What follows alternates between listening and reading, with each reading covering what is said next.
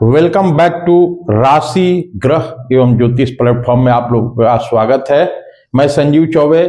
आज जो present scenario चल रहा है हमारे वर्ल्ड वाइड, उसमें युद्ध की स्थितियां देखी जा रही है। हालांकि पिछले साल 2 साल पहले से ही ऐसा चल रहा है, लेकिन अभी कुछ ज्यादा ही सीरियस माहौल हो रहा है।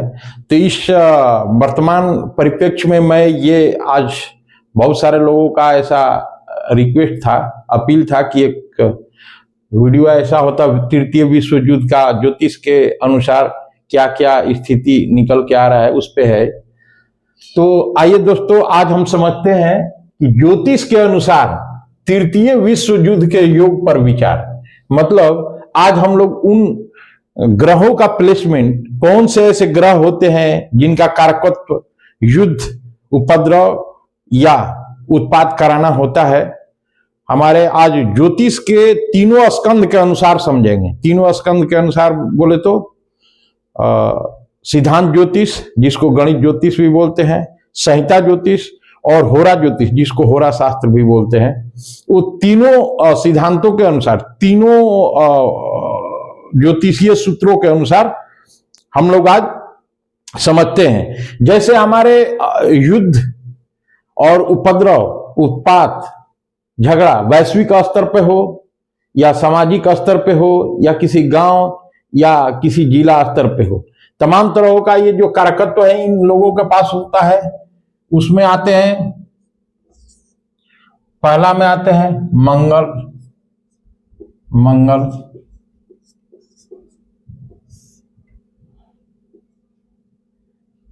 राहु,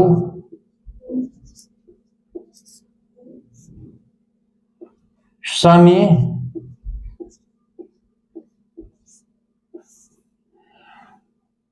और केतु।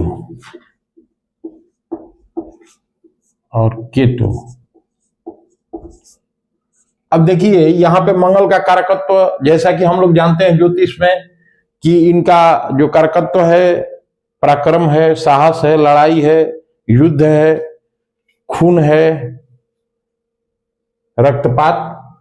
राहु का तो जानते ही हैं, विदेश का है कारकत्व, इनको अचानक परिवर्तन ये भी कराते हैं।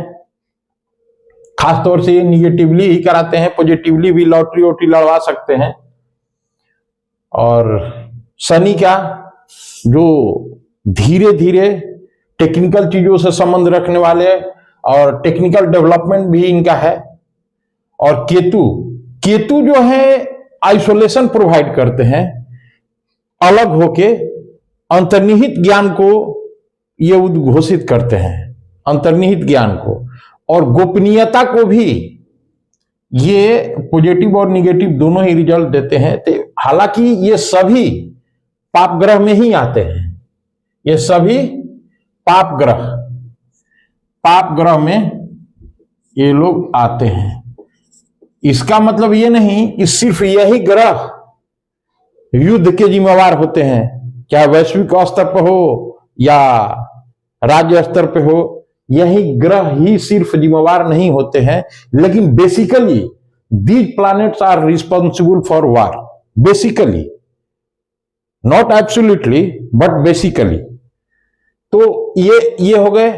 अब देखिए हमारा दूसरा, ये तो होरा शास्त्र के अनुसार हुआ। अब हम देखिए संहिता ज्योतिष के अनुसार अगर चलते हैं सॉरी, संहिता ज्योतिष के अनुसार चलते हैं तो उसमें कहा गया है कि अगर जनरली हम लोगों के साल में 4 ग्रहण होते हैं, पूर्ण हो या आंशिक रूप से हो, चंद्र ग्रहण और सूर्य ग्रहण मिला के 4 ग्रहण होते हैं। लेकिन ऐसा देखा गया है, बृहत संहिता में जिक्र है कि अगर असामान्य रूप से ग्रहणों की संख्या बोले तो चंद्र ग्रहण और सूर्य ग्रहण, तो चंद्र ग्रहण असामान्य रूप से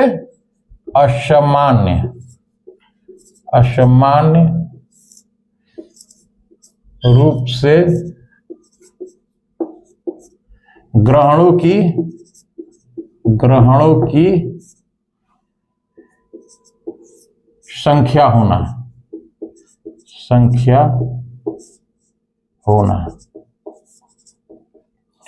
तो 4 होते हैं साल में, लेकिन ये देखा गया है, आगे अभी चर्चा करूंगा कि जब प्रथम विश्व युद्ध हो, खासतौर से द्वितीय विश्व युद्ध हो, तो उसमें 4 के बजाय 6-7, माने 6 साल जो चला 1939 से लेकर 1945 तक, उसमें एवरेज 4 को तो छोड़िए, 5 को भी छोड़िए, 6 से भी ज्यादा हुआ था।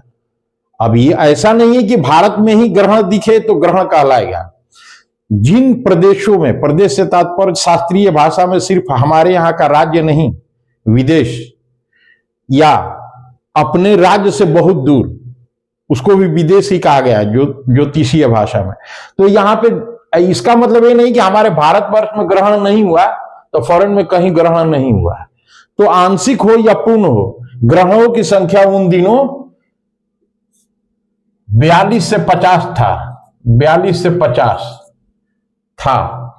कब? द्वितीय विश्व युद्ध के दौरान। द्वितीय विश्व युद्ध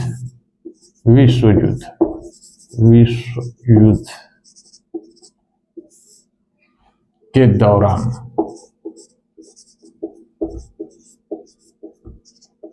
ये द्वितीय विश्व युद्ध के दौरान 42 से 45, यानी एवरेज जोड़ लीजिए,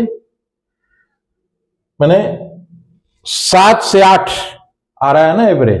42 से 50 अगर 6 साल से डिवाइड करेंगे तो 7 से भी ज्यादा कुछ आ रहा है।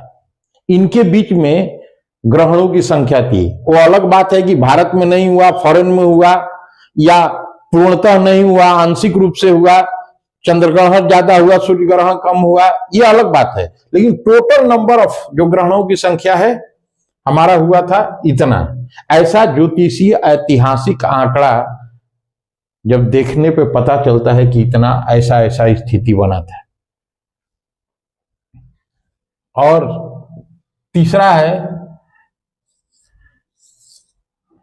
तीसरा स्थिति ये है कि जैसे रोहिणी या कृतिका नक्षत्र में अगर केतु वगैरह जाते हैं या शनि, रोहिणी या कृतिका नक्षत्र में केतु का गोचर जो होता है, केतु का उदय यदि रोहिणी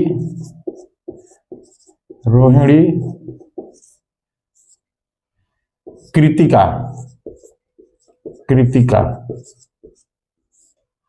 नक्षत्र में, ये भी एक हमारा प्री डिटरमाइंड क्राइटेरिया है based on which we can recognise the possibility of world war.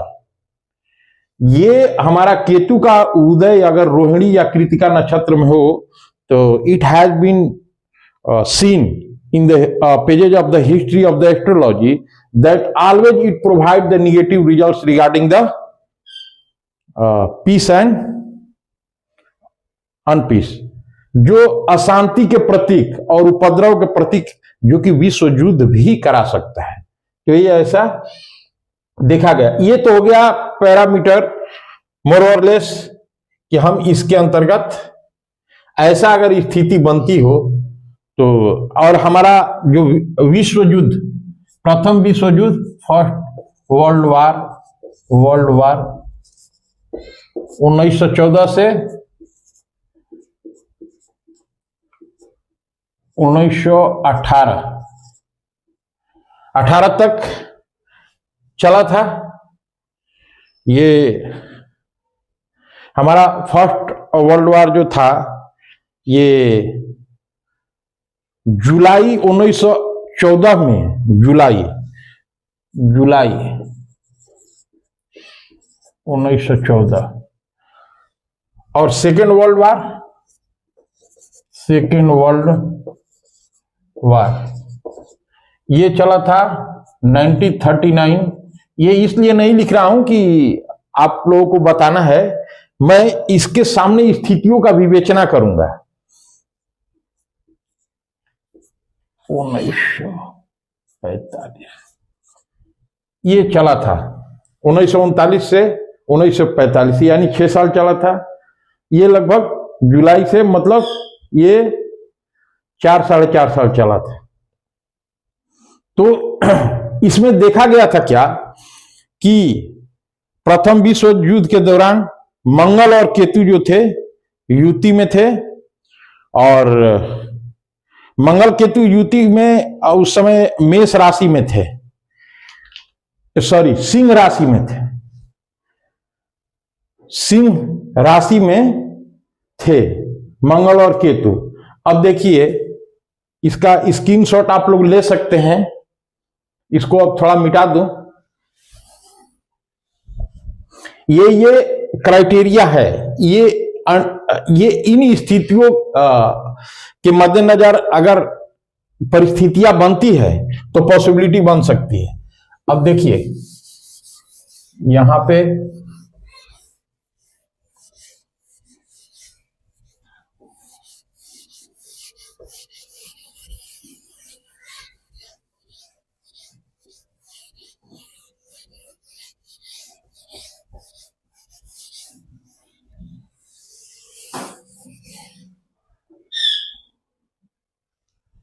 तो अब ये हमारे प्रथम विश्व युद्ध के दौरान मंगल और केतु, फर्स्ट वर्ल्ड वार में, फर्स्ट वर्ल्ड वार, मंगल केतु, मंगल प्लस केतु,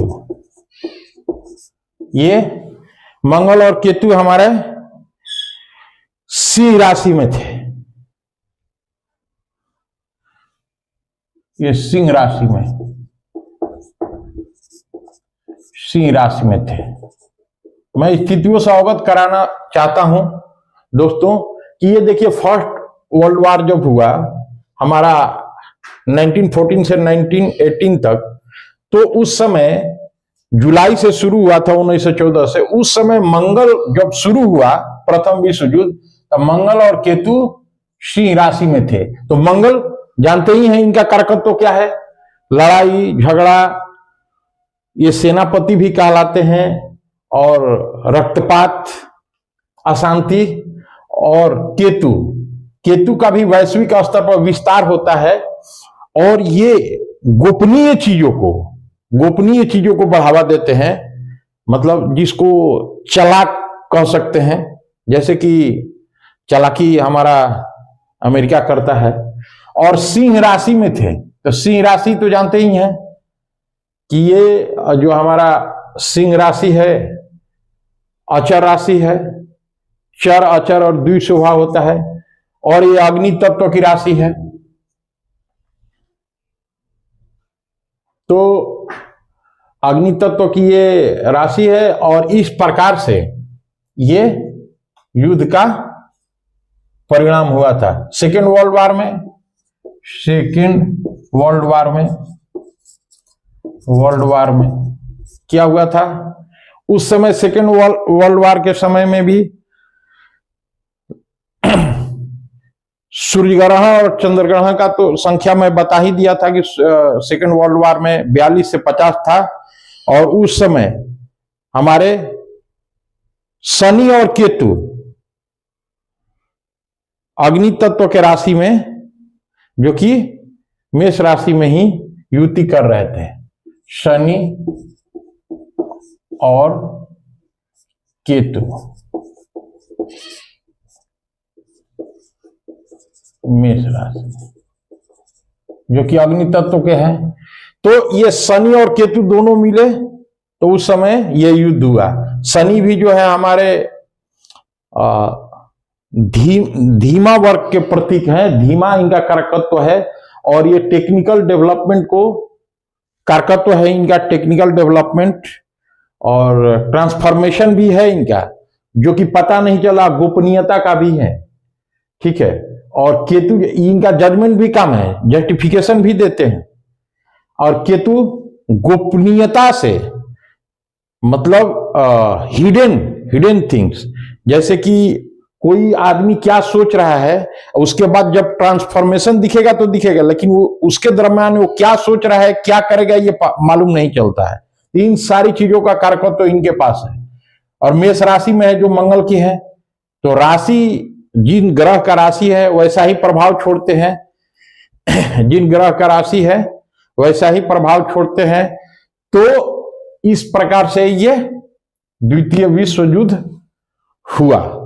अब वर्तमान की स्थिति में, वर्तमान के परिप्रेक्ष्य में अगर देखा जाए तो हमारे जो गोचर में अभी जो स्थितियां हैं, मंगल शुक्र बुध और सूर्य की युति मकर राशि में है, जो कि शनि ग्रह का है, जो पृथ्वी तत्व का मकर राशि में बैठना युद्ध या खून खराबा स्थल होने पर स्थल वाला युद्ध में करा सकता है। मतलब कि यह हमारा जब मंगल शुक्र बुध और सूर्य की युति मकर राशि में है, तो मंगल तो ऐसे ही युद्ध लड़ाई और रक्तपात के हैं, और शुक्र जो इनका शुभत्व है, तो ये तो ग्रह युद्ध भी हो रहा है एक साथ, क्योंकि पाप ग्रह और शुभ ग्रह एक साथ हो जाए और 3-4 ग्रह हो जाए। सूर्य भी जो है पाप ग्रह तो नहीं है, लेकिन क्रूर ग्रह में आते हैं। बुध एक जैसे जिस ग्रहों के साथ रहेंगे वैसा प्रभाव देंगे। तो इस तरह से ये स्थिति अभी जो बन रही है, मंगल शुक्र बुध और सूर्य, मंगल शुक्र बुध शुक्र, मंगल शुक्र बुध और शुक्र 2 बार हो गया, शुक्र और सूर्य